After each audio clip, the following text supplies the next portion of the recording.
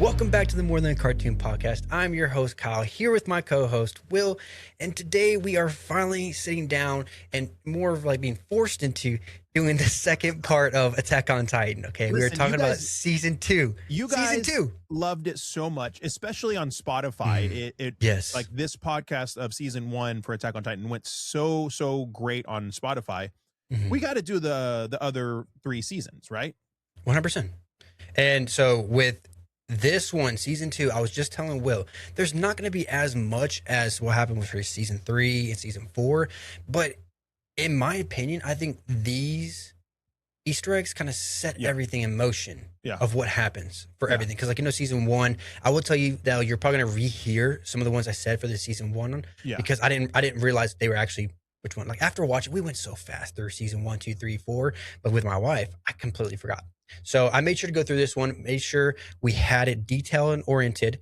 And we're going to do something a little bit different than we didn't do last time, actually. I want to give you guys a quick overview, just a simple overview of what happened in season 2, kind of to jog your memory to make you understand what happens.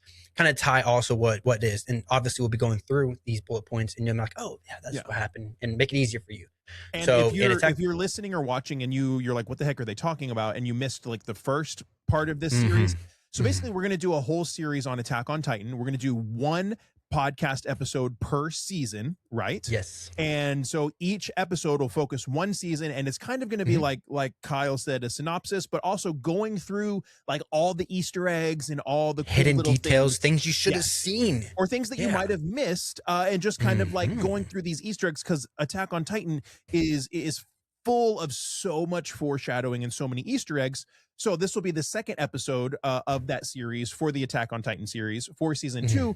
And I think after we finish this series out, this might be something that we just kind of regularly do for various anime.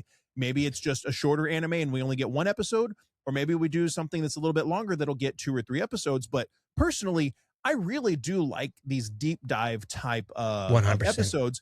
And the listeners and the viewers, they seem to like it too, because we've realized that anytime we like hone in on one anime or maybe just 2 or 3 anime and we really focus on that. Oh yeah.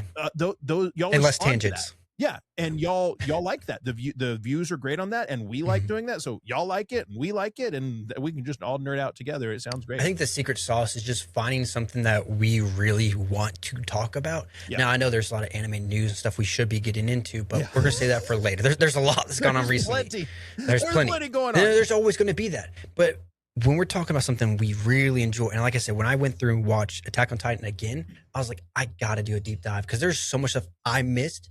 And then even watching and like studying some of these hidden details, I'm like, I'm still blown away to this day. Yeah. It is phenomenal how this anime, this manga is and will always be, in my mind, a masterpiece. Yeah. Like I've said, it's a generational S tier anime. Yes. And you cannot like it, and I think that's okay, because there's a lot to it. Maybe it's too gory, maybe it's too serious. Like it can totally, I get it. If it's not your vibe, that's fine. Well, yeah. But objectively, Attack on Titan is a once in a generation anime. It's very, very, very good. I just did a Twitch stream the other day where I did a tier list ranking of like the best, most popular shonen ever. It was like 30 different anime, and only 3 of them got S tier. I really tried to look at what were they? The 3 that got S tier were Attack on Titan. Good Lord, I can't remember. I've done too much. I guess they were S tiers. Attack on Titan is one of the ones that got S tier. 100%. It just stands on its own above S tier. It did something special and told a special story. And people were like, it's just Code Geass with freaking flesh mechs. No, it's not. It's not. If you think Attack on Titan is just Code Geass with flesh mechs, you might want to go touch some grass and expand your horizons and actually consume some various types of media, because other than the fact that there's a political, usurping of the government type of a thing going on, that's where the similarities kind of fall apart, in my opinion. Code Geass does have 18 plus in it, though, so there is that, just to think about. Some strong action. Okay. What happened in season 2, real quick, this is picking up from season 1 after they found out that there are wall titans. Yeah. There's wall titans have been revealed to you. Okay, so there's titans inside the walls. crazy thing about it, because like when you look at the map, you understand how big their, I guess you want to call it, country is. Yeah. So when you see all that, that's a lot of freaking Titans.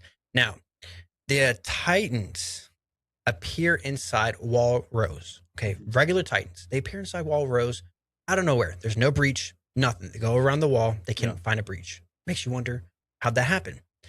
Then the scouts split up into different evacuation plus investigative groups. Yeah. So it's everyone's split up. Everyone's all over the place. Then when they find out that the Titans are inside in the direction they're coming from, Connie realizes that the Titans are coming from his village. That's season 2? Yeah, because I guess season 2, and then it just kind of spanned, like all of that develops and then starts to really pop off. That's right. So then after that, you have what's it called? The Utgard Castle? Utgard? Utgard Castle. This becomes like the big turning point of the show. Okay, because in this tower, this is when Ymir transforms, the Beast Titan appears, all this. It's just so fast for season 2 to go. You uncover the backstory of Historia. You see that Ymir is actually a Titan wielder. You get some of her backstory, and then you see the Beast Titan for the first time. Yes. And you realize that a Titan can talk, and it's kind of like, that's really the first confirmation that there's we're getting into we're getting into that. Outside of the 3 that we already know of that were revealed in season 1. My favorite one, though, is that even watching the second time, I still didn't really pick up on it until I got further on. But in season 2, this is when you really start understanding and realizing that Reiner and Berthold, they're acting different. Granted, this is when also they give away who they really are. But before that, they start acting different, especially in the castle. And we'll talk a little more about that. That's where it really twists, and it shows that their morals, their values, and their mindset is starting to shift on a lot of this stuff. You have, of course, the big reveal of the Armored Titan, the Colossal Titan. That's granted. Historia's real identity is revealed. What was she going by? She was going by like Carol or something. No, Krista. Krista, I think. Right? Krista. Yeah, I think it was Krista. Aaron also in this time period, which drags on for multiple seasons of you wondering why, but Aaron unlocks a new ability, the coordinate. We didn't know it was the coordinate at the time, but the coordinate. And that one right there was a long thing that I was running through that I was expecting, man, when are they going to get back to this? When are they going to get back to this? But of course they kept on mentioning it so we didn't forget. But that was a huge one. Then this is where the most important part of season 2, I think, for Attack on Titan, they shifted the mindset of what you thought it was. You thought it was humans versus Titans. Season 2 changed everything because you thought you knew what was going on. And if you've seen the meme before, it makes so much sense. When you see season 1, everyone's like, oh, I know what's going on. 2, 3, 4, you have no idea what's going on. This right here, it changes from humans versus Titans to humans versus humans, humans versus Titans, humans versus identity.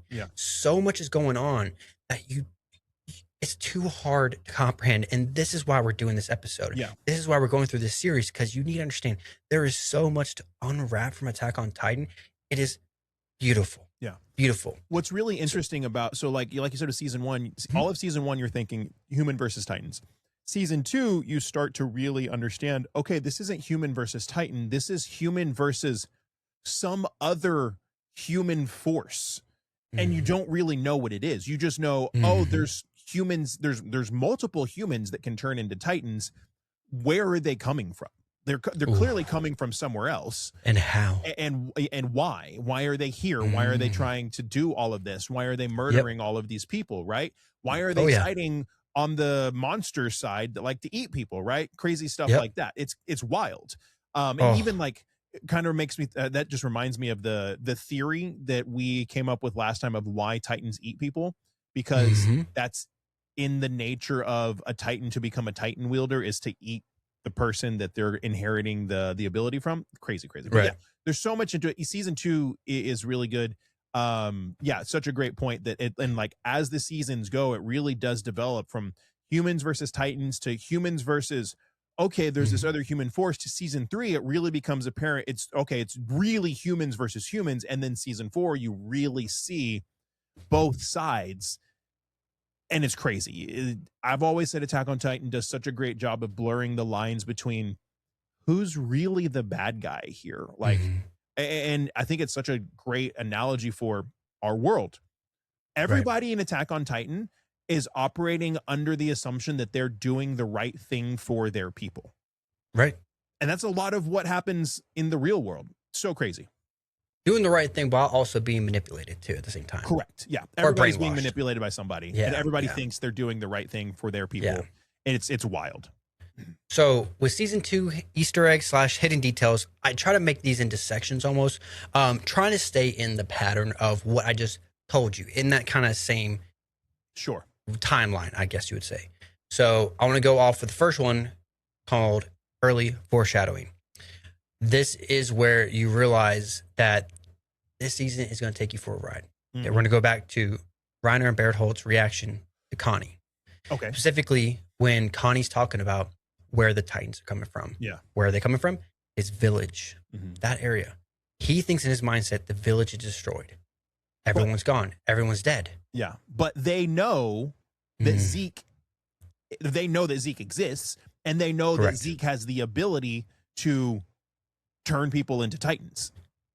But the way they look at him, because they're all on horseback riding through there, and the way they look at him, how did I not notice this? I mean, this was right in our face, because you're wondering, okay, maybe they're sharing his pain, because also they grew up, apparently what they told everyone, they grew up in that same direction or out in the mountain area. Right. So I'm assuming, okay, maybe they can feel his sympathy. Maybe he's just really good Or friends. maybe they're thinking about their villages. His villages. Yeah. But no, when you look at it now, knowing everything, you know exactly what that face is. Yeah. We know it. They look nervous. Like they already know what happened. Like they already know what's going on, which Because they did. They do. Or they, even if they don't know exactly what Zeke's doing, they understand how these Titans are coming. They understand that what would have happened to make it happen. So it's like, obviously they know. It's great. That's a really good point. I never did notice that.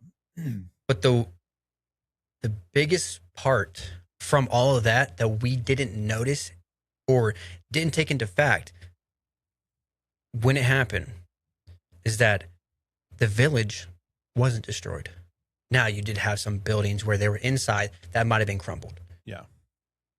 But when you look at it, it is not like Titans ran through there. Right. Because they go later and look at it, and you like, there's the reveal that happens, and I'm sure we'll talk There's about later. no blood. It There's doesn't look there's like it's no just been ran through by a bunch of Right. Titans. But So you in can my see mindset though, buildings that have imploded from the inside. inside everything's falling in. But my mind goes to, okay, when I first saw it, maybe someone got there in time and warned them, so everyone fled. Okay, that's cool. That's cool. Where are the tracks then? Mm-hmm. Who alerted them? There's no Titan tracks leading to the village. That's when. So Only me there. watching it the first time. So I remember the first time watching it, and I can't remember. Do they go to Connie's village in season 1 or season 2? This Or is season 2. Season 2 or season 3? Season 2. So as soon as Season they 2. said, "Hey, there's no Titan tracks leading to the village, but there's Titan tracks coming from the village," I remember watching, like during my first watch through, being like, that was to me. I was like, oh, like the Goosebumps. Titans came from here somehow. Yeah. Yes, dude. So from there, this leads to, again, more people splitting off, more people branching out. So you have certain people getting held up in, I want to say Utgard Castle. We're going to say Utgard Castle. The biggest plot twist people say, because it has multiple plot twists within twist, you have the herring can. Okay. Ymir, everyone's sitting around, everyone's getting drunk, everyone is taking turns being on watch because they're surrounded by Titans, waiting for help. Ymir's looking for food. Also shows a lot to her character, though, too, because she's a survivor. Right.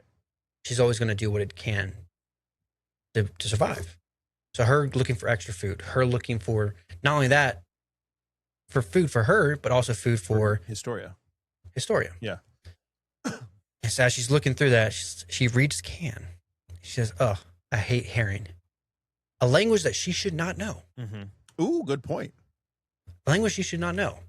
And here's a little deeper part into it I'll get into, is that the fact is when Reiner catches that, he says, "How do you know what this can says?" Two-part twists right there. One, The saying herring can she's is not from there. found in the castle, right? And it's like old. Yeah. And it's from outside the walls. Right. So language, they have no idea, no one it is. But they can't read it. Bertholdt know Ymir what it is. can read it, Bertholdt can read it, and Reiner can read it, right? So that's a good one. That's a huge one. But the thing is, a little bit deeper though. I'm thinking, now that this isn't confirmed or not, because I'm pretty sure, Ymir, her backstory is really messed up. Do you remember her backstory? Oh yeah. So she was literally treated like a goddess and like all this and stuff. Bad things happened to her. Bad things happened to her, but she gets treated like a goddess, and then she gets sold out, and then she gets turned into a Titan. What I want to know is I'm gonna have to probably look more back, but she came from a different area than Marley. So I'm assuming maybe she doesn't even know that language. So to go even further, how she became the Jaw Titan, she ate the Jaw Titan when Reiner Bertholdt came. From his memory. Memories. Yeah. This is something I didn't realize. I was like, did she know it because of his memories, or did she already know it because of her past? From his memories, yeah. That right there, plot twist. At least that's what that's my understanding. That's what I'm assuming. That's what I think, right?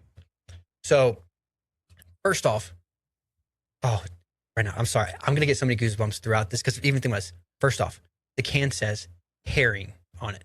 Okay, from the term red herring, meaning sitting on a goose chase. Yeah. It's not what to believe. Red herring. Yeah. That means people, first off, it gives you the mindset that there's people outside the walls that are inside the walls. Okay, they're sitting on a goose chase. The fact is that Ymir notices Reiner's reaction, that she also knows what, in return, Reiner knows Ymir's reaction. They can see that they both know their secret. But then, does this automatically mean that Reiner knows she's a warrior? Is she from Marley? Or does he know that she is the Jaw Titan? He doesn't know that until later on. You see, there's no way he would understand that she's the Jaw Titan, because there's no way he would know, but he would take that and he would begin to wonder, how does she know what only really we should be able to know? He says, how do you know what this can says? That's when the reaction happens. So when you look at the face again, and that's where they do so much detail with it, is that you look at him like, how do I go from this? How do I move on? Is she an enemy? Is she a friend? Who is? Because he doesn't know that she's the Jaw Titan. Yeah. So he doesn't know, do I talk to her in code? Did I just give away who I am? Am I safe? There's so much going on in his mind. You're thinking, what's my next step? That's all I see on his face. You remember, too, obviously, this is in hindsight, having known everything, right? We find this out later, but like Annie, Bertholdt, and Reinar, they came to Paradis with Marco. Was his name Marco? Or Marcel? With Marcel, who was the Jaw Titan. He was the Jaw. And she ate him. Yeah. The thing that gave Bertholdt trauma and messed it with him mentally, and I think this what helps out even further, is because while they're in this castle, Titans are starting to get in. And this is also the time too, because after the reaction, they can't talk about this, because this is when Titans are getting in. Yeah. So Bertholdt has to pick up a Titan and throw him out a window. First off, showing his strength. Yeah. Second, showing his fear. He's not worried about a Titan because he got bit on the arm by a Titan. He's not scared to be around Titan because he knows he's not going to die. He also knows he's going to heal. Right. Throws him out. But then you have Bertholdt and Reiner talking to each other. This is the first time they say it to each other. We're warriors. Yeah. And that so right there. Just think, the first time you're seeing it, you just think, oh yeah, they're in the scout regiment. They're warrior. Like they're trying to hype each other up, right? But no. This is because you find out later in I think towards the end of season 2, but season 3 and season 4, you definitely know what a warrior means. Yeah. The best part about this, though, is that if you look at Marley, they count themselves as warriors. If you look at Paradis, they call themselves soldiers. It's a good point. The whole time you've heard them Nobody say, calls themselves we're a warrior on the island of Paradis. No one has ever said warrior. It's a good point. Already separating the two. This right here is Bertholdt trying to separate him, a warrior, from a soldier. Blows my mind. How did we not catch on to that? You're a warrior, a warrior. It's almost like a trigger word for him, for his previous brainwashing, because he's separating the two.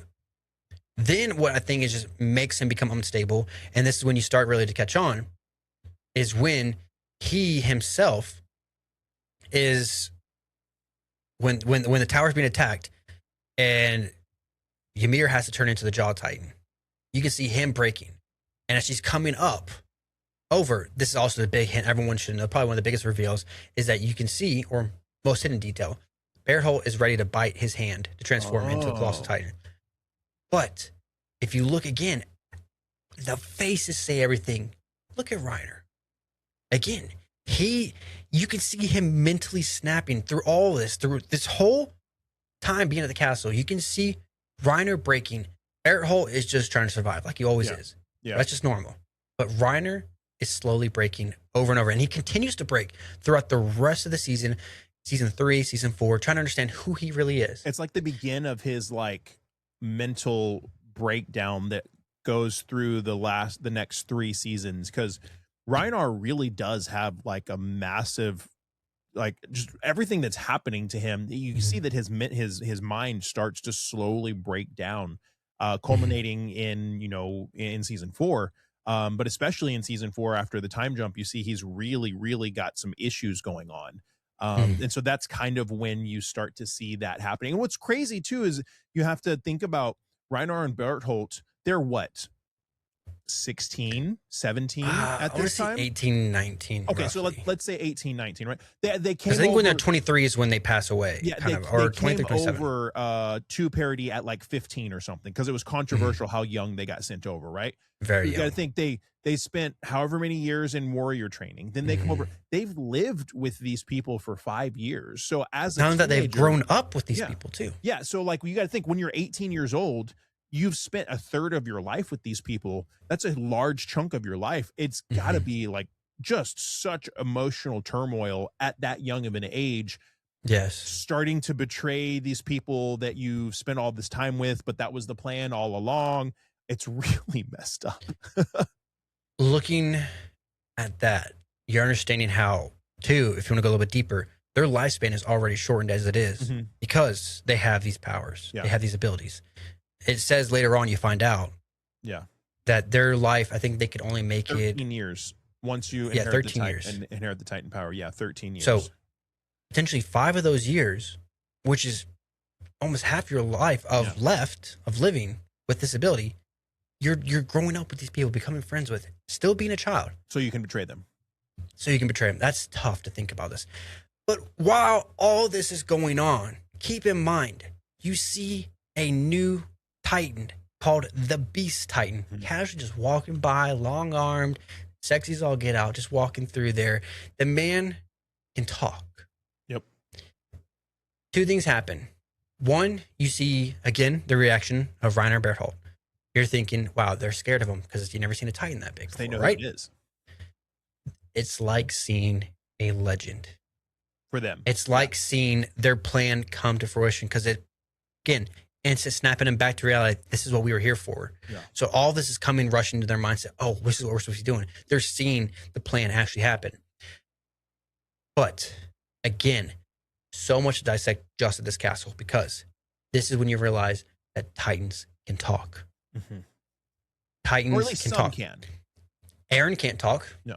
Annie can't talk. Colossal. Armored. Sooner or later, we found out that these are Berthold and Reiner. Yeah. They can't talk. But the Beast Titan can. I think Titan can. The Beast Titan and the Cart Titan. Cart Titan can. I think there's one more. I thought the Jaw Titan did when he was flying.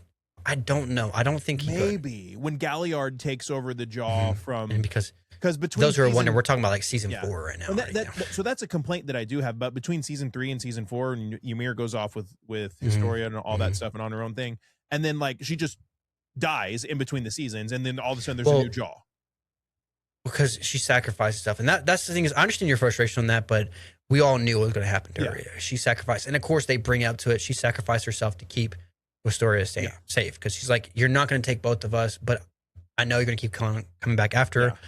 I'll give you back the Jaw Titan. Yeah. And that right there, at that time, great sacrifice. Again, we're jumping ahead a little bit, but it's too fun not to talk about. It's okay. At that time, when she decides to go back with them, we're talking about in season 3, when she decides to go back with them at that time, say, hey, we'll give you back the Jaw. We don't realize as viewers that means she's going to die. Because we don't realize at that time that in order to inherit the ability, another person has to be turned into a Titan and then eat you. Right. And she knows that because that's how she got the Titan power. Right. So here's where we're kind of shifting from the castle. Okay. Which we're going to shift. Before we shift, that whole, you know, several episode arc at Utgard Castle, such a one of the craziest, fantastic little arc, man. Craziest. So much happens. It is so good and so stressful and so traumatic. It's such a great, probably one of the best, you know, parts of Attack on Titan is that little segment. I remember watching that arc with my wife, and we'd always get to the point, because we'd watch it at night, we get to the point where I was like, all right, should we do one more episode? And I was like, no, this happens, and I know she's going to want to binge this. And I was like, so I had to really meticulously go through and figure out where to stop on each one, because I know she's going to want to watch the next one. Because this is a good stopping so point. much if to we keep unpack. Going, we're going to have to go 4 more episodes without stopping. Exactly. So transfer your mind away from the castle now. Okay, everything's all done, because the biggest reveal in Attack on Titan, I think, is happening right here. We're on top of the wall. Yeah. Eren gets called over by Bertholdt and Reiner. Everyone's walking away, and I think this is probably one of the craziest reveals in anime history of all time, because Reiner just specifically, if you go back and listen, he just says it. Yeah. He just says it. You can hear him talking while everyone's walking away. Yeah. You can just hear him say it. I'm the Armor Titan. Bertholdt's the Colossal Titan. Like, just casually just says it. The way they do, you're like, what's going on? It's such a massive reveal, and the juxtaposition of the way that it's just like so nonchalantly said, it just creates this powder keg of like, what? Why is it like that? Because again, it goes back to what we were saying. Reiner is breaking. Yeah. He's breaking mentally. Why? Because he's slowly having a mental breakdown. He just realized, hey, I'm friends with you, Eren, but also I'm a warrior. So just come back with me. You know, forget everything we just did. Yeah. Just come back with me. We're buddies, right? You'll follow me. It's like he's almost, not even almost, he's like trying to convince Eren, what we're doing, we're on the right side of history. Our cause is just. Please come back with us. We can save people. Come with us. But it looks like a casual conversation, though. It seems like it's nothing to him. It seems like in his mindset, yeah, I'm the Armor Titan. He's the Colossal Titan. So it makes me want to think, why were you concealing it for so long? Because he's breaking mentally. Why are you just talking to him like you're a friend? Why are you doing this? You don't realize what you did to him, his mother, the whole reason why he hates Titans? Yeah. You can even see throughout. That's gone. Leading up to that moment, you can see points where Reiner you can tell he's struggling on the inside with what he's doing, and like, is this 100%. The right thing? Are we doing the 100%. Right thing? Like, and so to me, that moment is kind of like, for him, it's kind of like a moment where he's like, okay, I'm making this decision. This is what we have to do. I'm going to give him this option. And then like, I've done everything that I can, and then we're just going to have to fulfill our mission. So it's like this breaking point for him where he's like, hey, we just got to do this type of a thing. Because you also got to understand, he's encouraging Bertholdt this whole time. Hey, 100%. We're warriors. We have to continue down this path. Because Bertholdt's like, I just want to go home. Can we just go home? Because you got to think about that. He's like, let's just go home, Reiner. Let's just go home. And Reiner is the one that's keeping them there the whole time. Like, he's the one that convinces them to stay. And so he's like, that moment is him making the decision. This is the no turning back point. Then it kind of shifts when they're actually in the trees. And you have Bertholdt trying to remind Reiner. Yep. After so you kind of see like the zigzag back and forth. Yeah, you kind of see him go back and forth. So I think that's a great point to point out. 100%. Yes. So one person pointed this out, and I thought it was kind of cool, because during this, another kind of thing shows too, is that you're like, what's going on? You're not really believing it until they actually fight themselves and they transform. Because when Eren decides he's not going with them, they just say, "Okay, we're just going to take you by force." They transform. But if you actually slow the actual transformation frame by frame, you can see when it's flashing, their faces turn into. You can see like the outline. You can see him being the armored for Reiner. You can see the Colossal for sure. So if you went frame by frame, you can see that. So I thought it was a little cool nuance saying like, no, that they actually are. And that right there, it happens in the blink of an eye. And a lot of people miss it. I miss it. But when you notice, it's like they were thinking of this stuff for the longest time, because you have Ymir's identity reveal to Rhino and Bearhult being strong. But I think another one which makes it, and I think was ties everything for Branches completely perfectly, was Historia's real name. Krista was fake, correct? This, of course, starts her real character arc. Right. But what branches off from that, because I didn't really think anything of it when I saw season 2. I was like, okay, cool. She's, princess type. She's royalty. Oh, no. Her bloodline means more. Mm-hmm. And what you learn from that in season 3 and season 4, just bone-chilling stuff. While the end of season 2 is coming to a closure, you kind of see that Aaron reveals his power, the coordinate, as I mentioned. This is something we didn't realize, though, until, because he sees walking upon him the Titan that ate his mother. Mm-hmm. Everyone around him is dying. He can't transform back into a Titan. He's having performance issues, if you want to say. And the man, he's like, screw it. I see the Titan that killed my mother. The reason why I hate all Titans. And he's going to fight it. He takes a big old swing. As soon as his fist touches the hand of that Titan, boom, everything connects. And do you know what you why? don't realize? Yes. The reason why. More we'll talk about in, I think, season 4 is when we find out, right? Or is it season 3? You find out more in season 4 and season 3, but this is the first time you see that Aaron can control the Titans. Not only the Beast Titan can control him, Aaron can control him, because he's flinging him. He's making them fly all over the place, make them run away, attack certain Titans. And what's crazy is it's because Aaron has the coordinate and he has the founder, but he's not royal blood. So it's like he has an incomplete control over it. But that Titan was his stepmother. It was his father's first wife, who was royalty of royal descent, who is of the bloodline that could fully control the founding Titan. Correct. So when he hits her, their connection is made, and it's given him a temporary control over Titans, which plays even more into the whole Historia thing later on. But the best part about this, it confirms the whole reason why they are there. It confirms the whole reason why Reiner, Berthold, Annie, all of them are at Paradis, because they're searching for the coordinate.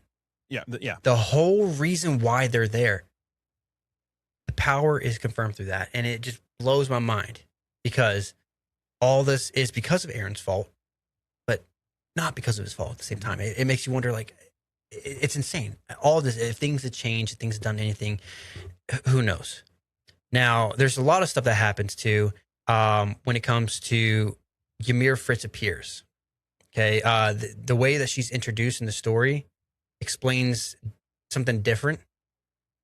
Because when she's given her backstory, she shows that people eating another Titan can transform back into human.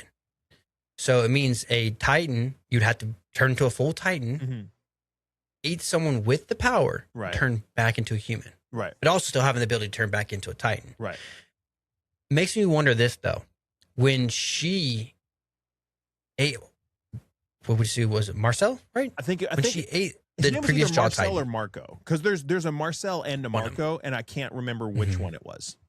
When she ate the previous Jaw Titan, she turned back into a human.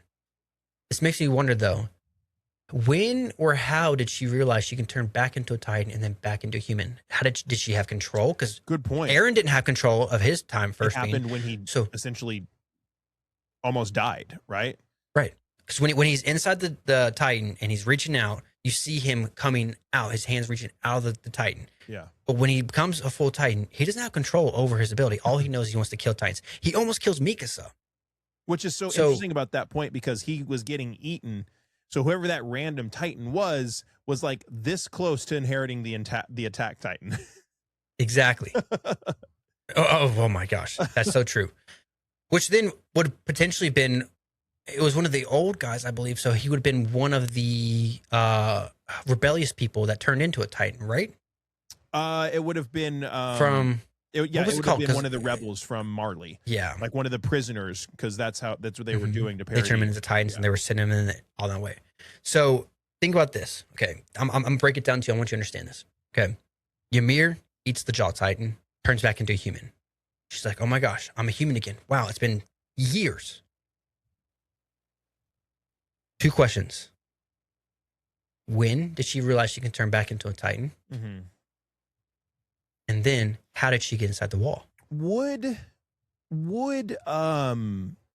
the explanation be because Aaron doesn't remember that he's a Titan, right? Mm-hmm.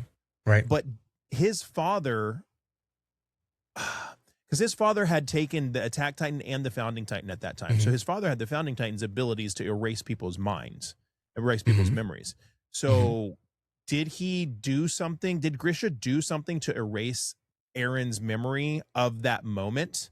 You know what I'm saying? Like, Right. or was it, or could it have just been repressed because of the trauma of what was going on? Because I think, I mean, you ate your father. There's trauma right there. But I think typically when someone turns into a Titan and then eats a wielder, Their memories are restored. and then their memories are in some restored. way. So Ymir should have woken up with the knowledge, right? She was Okay. just a wandering Titan for so long, but she should have woken All up right. with the knowledge of what happened, Yeah. right? Yeah, no, that Like- makes sense. Because look at what happened to Armin. When he became the Right. Colossal Titan, Yeah. he remembered everything, but he also started to get Bearholt's memories. Right. So that's one thing I want to think know. there was something going on there. Which with then also Aaron. gives her answer to the second question, because she would have the knowledge of potentially how to get inside the wall. She would Right. know how to transform back and forth. Because here's another thing too, is if she has the warrior mentality, maybe that's also the reason why she became a soldier. Get close to the people, get around when all this stuff's going on, get close to them so you can probably potentially overtake it. But it also shows why she's near Historia all the time, why she's so close to her, because she has to protect the royal. Right. But then, if you think about it even more, she would have the knowledge of turning back and forth to a Titan, right? Potentially. This also makes you wonder about her backstory, why she doesn't come out and say a lot of things. It makes you understand, like, why does she not tell people, hey, I'm a Titan? Why does she? Because she knows what they do to Titans. They've never seen this. They were not going to believe her. And if she does turn into a Titan, she's going to die. Yeah. So the fact is, I think I'm just answering all my questions right now while thinking this through, because her eating the previous Jaw Titan, she's getting this knowledge, understanding, hey, I can't do this. I can't do that. Mhm. So that might be, this is amazing, dude. I'm sorry, but just thinking this through is just killing me. Another one that they did that I think we mentioned actually in the first episode, so I'll just repeat it again, is that they foreshadowed the rumbling for the first time. We never even heard of the rumbling. Mm-hmm. This is when Armin says, we should go out, take a walk, right? They say that in the manga. They don't say it in the actual anime. But also, if you look in, I think it's the opening credits or the end credits, they show you all these Titans walking in line. Yeah. Hinting at the rumbling. Yep. We've never even seen those rumbling. Titans. We've never seen colossal Titans marching Outside all of lined the together. One colossal Titan. Only one. Oh, but here's another thing they did too. I want to say it's it's ending credit. During this, though, they're also foreshadowing a key scene that a lot of people remember of how brutal the rumbling is when all the people are surrounded on cliff. And what are they holding up? Yeah. A baby. And they're all pushing baby forward, showing that they're still clinging on to life right there. But the best part about this, they're showing you this in season 2. Yeah, when that happens in season 4. Something doesn't happen towards the end of season 4. They're showing you this in season 2. Yep. Them carrying the child. You're thinking, what's going on? They're just all holding this child. But then after that, it transitions into the rumbling. It shows you these Titans walking along. Amazing. Another thing you also might see in there too, you might see hidden numbers. If you pause at a time, you see 845 appears. 845. Thinking, okay, just numbers. What does numbers have to do with Attack on Titan, especially Attack on Titan season 2? 845. This is the year that Mari fell. Oh, interesting. 845. When all of this was set in motion. Interesting. In season 2. Now, I believe this is also when you see the numbers, I think they show either a Colossal Titan or an Armored Titan, showing that they were the cause. They were the reason for this at 845. Now, again, through all of this, there's a lot of fan theories that people have gone through. A lot of people want to speculate certain stuff. And some of them I've heard that I enjoyed. But the more I think about season 2, the most important part from it, and I would say, is Reiner, his mind breaking, and then Ymir. Even though now I'm thinking more of Reiner, but originally I was going to say Ymir. But the fact is, since I answered most of my questions of what happened, of how did this all happen, because you're going to think someone who just became a Titan, now in the walls, trying to survive, everything, chaos is going around. How does she survive through all this? It's that warrior mentality. Yeah. Okay, that's answered. But Reiner breaking is probably the best detail they've given, and something they continue to do in season 3, season 4. Yeah. And it just makes me like ramps up to another level. You can tell this man has gone completely he's broken, and like he's a general at that point, right? Right. Like, he's a general of the army, and so it's like this person who's so mentally unstable is like leading the charge in a lot of this stuff and making these decisions. It's There's one theory that people believe that Attack on Titan did a distracted boyfriend scene, apparently, when you have Reiner, I think, listening to Ymir talk, and Barrett Holt is just sitting there like, what are you doing? You know, like they're both kind of set up to looking like a distracted girlfriend. The way that it's pictured, it looks like it. Is it confirmed? Not really, no. One, I want to have confirmation on. It's a theory, I believe. I don't think it's been confirmed. So if you do know it's confirmed, let me know. But in season 2, you see a Titan eating a woman who is on the ground crawling. In front of her is a young girl. Now, are you talking about in the opener? Not in the opener. And season 2, so let me give you context and explain this scene. During season 2, when all these Titans are changed near Connie's village, whose also villages nearby. Correct. It's Sasha's, right? It's, the potato girl. Oh, yeah. Or bread girl. I can't remember. Potato girl. She's potato girl, yeah. Her village also is nearby. That's why they know it. So that's when, again, I told you they split up. A lot of people are splitting up. Sasha splits off, finds a Titan eating a woman who's still alive by the leg. It's a very, very small Titan. You see that, and you see a young girl in front of her, blonde girl, just scared, stunned with fear. She can't move. Sasha's trying to get her out. While doing this, she grabs an axe and tries to attack this Titan that's in there. That Titan comes after her. People believe either it was her father or someone she's related to that was Sasha's. But I thought her father you see one her, later on, right? Yeah, you see her. Or was that her grandpa or uncle? Maybe, because you see her whole family later on in season. I thought it was someone who was related. But some people believed like it had some relation with her. I can't remember who it was because I'm getting that mixed up. But I was like, okay, I can kind of believe it though. I wouldn't surprise me because later on you see during Connie when he's going to his village, he goes to his house. What's there? It's crushed because inside that house is a Titan that we find out later on is his mother, and he keeps on saying it's his mother. It's his mother. Again, Reiner himself telling you you're crazy, man. No. It was just Titan trying to push him off the Reiner scent. knows that it is. He knows it's his mother. So it wouldn't surprise me that Titan right there would be related to Sasha potentially. But at the same time, she didn't have the thought process like Connie did, though. So that's what kind of throws me off the scent, too. But with all that being the details that you missed with season 2, I want to ask you, because I'll tell you right now, season 2 was my favorite season of Attack on Titan. Really? Out of all of them. I think season 3 was my favorite. It changes the whole tone of where this anime was going. Like, again, like I said, season 1, you're like, oh, I know exactly what's going on. Season 2, you know nothing. Season 3, you know nothing. Season 4, you know nothing. Yeah, for real. But then at the end, you know everything, apparently, at some point. We knew everything was going on, and they put it right in our face. But yet, we knew nothing. It's such that's such a great point. Like, the whole time you're watching Attack on Titan, you almost, like, you really don't know what's going on. And even at the end, they finally start piecing everything together when you finally start to realize what's going on. But you're watching Attack on Titan this whole time. You don't know what's going on, but they're telling you and showing you everything the whole time. Give you everything. Yeah, it's when I sat down with my wife, I told her, I was like, you're going to see everything. You're going to know everything, but you don't know that you know everything. Right. You're going to be here and you're going to be like, how did I not see this? And again, throughout, once we finished all of it, I had to go back and pause certain moments and show her. I was like, they're showing you everything. They're showing you everything, but you don't know. Yeah. It's right in front of your eyes. And it's so intentional. So my question is, what do you believe you said was season 3 was your favorite? Season 3 was my favorite, yes. Okay. All right. So then, for those who are listening, potentially, hopefully, I bring my A game. Because like I said, this one was going to be a little bit shorter of a deep dive because a lot of stuff happens in season 2. But there's so much to unpack. Like I said, with the castle, there's so much to unpack just in that. Yeah.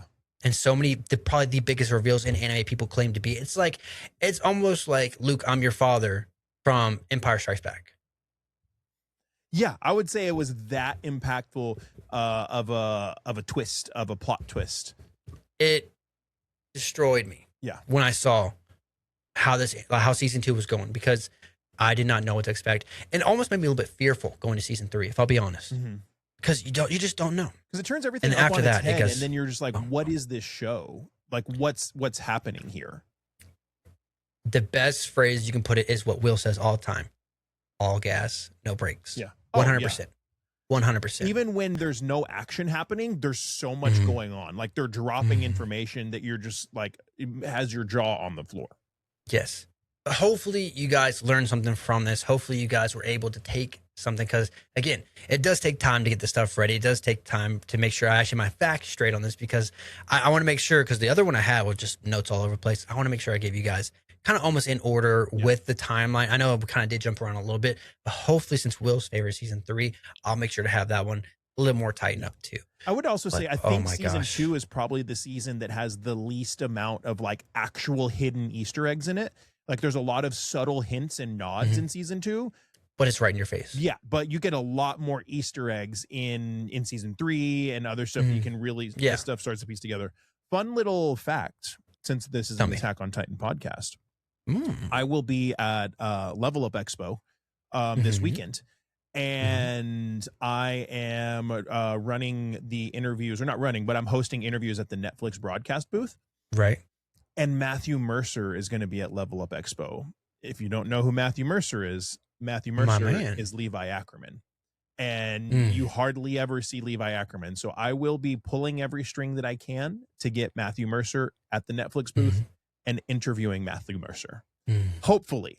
We'll see. Fingers crossed. Fingers crossed. I got to interview Bryce Papenbrook, who's Aaron Yeager at Level Up Expo last year. So now we need the next main character. Yeah. Well, we appreciate you guys being here for our deep dive into Attack on Titan. Hopefully you love it. Hopefully you're ready here for season 3, season 4. And then again, we need to start thinking about our next one potentially, or should we let them pick it out? Oh yeah, what the next one will be? We got to pick something that's like culturally, I mean, you want to do a long one? Do My Hero Academia. Oh, Will, that would kill me. Oh my gosh, there's so much to go through. No, I don't know if I could do that. I remember I binged season, I think 5, 6, and 7. Yeah. In a matter of days. Oh yeah, it's totally possible. Just to make sure I could talk to you about it. Remember, I was like, you were like, I want nothing to do with My Hero. I'm almost done. You're like, I did it, Will. You should be proud of me. I'm like, I'm so proud of you. Yeah, man. I had a pop of Blue Chew in. I'm like, all right, I got this. Let me go. I'll tell you, man, there's a lot to go through. Was it 7 seasons? Yeah. Yep. By the way, My Hero Academia is going to win Anime of the Year this year. It's going to happen. Well, I called it last year. I'm calling it again this year. Put your votes in. What's going to happen? But yeah, we hope you guys enjoyed that.